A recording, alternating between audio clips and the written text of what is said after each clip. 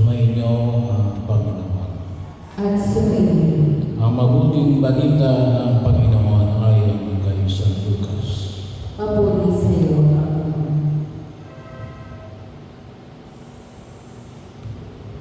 Noong panahon yung sinabi ni Jesus sa mga Pariseo, may isang mayamang nagdalamig ng mamahalin at sagana sa pagkain araw-araw.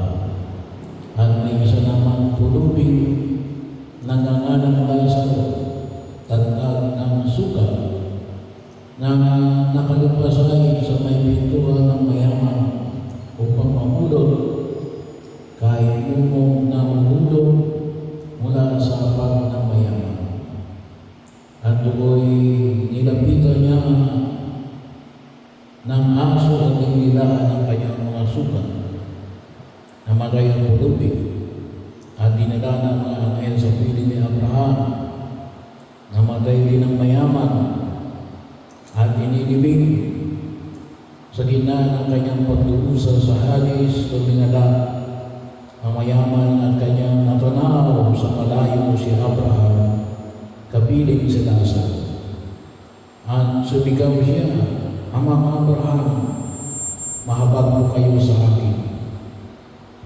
Utusan ninyo si Lazaro na isausap sa tubig ang dulo ng kanyang daliri at palamigin ang aking dila, sapagkat naghihirap ako sa apoy na ito."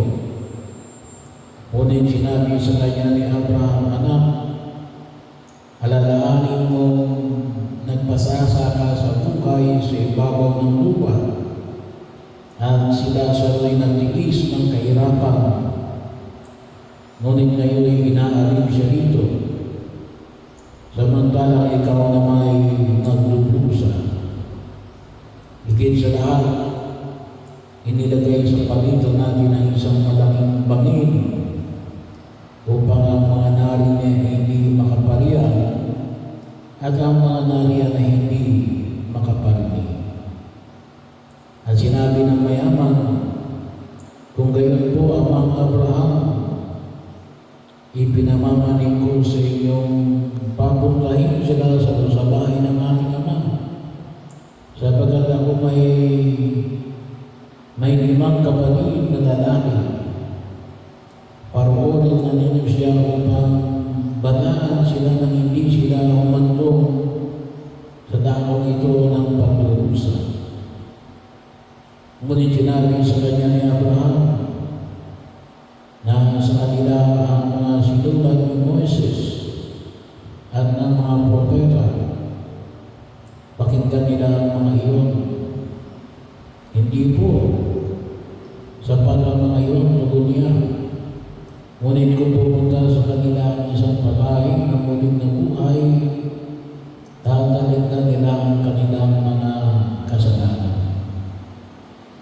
Sinabi sa kanya ni Abraham, "Kung ayaw nilang pakinggan ang mga isinulat ng Moises at ng mga propeta, hindi din sila paniniwalaan kahit ang isang bagay na muling nabuhay."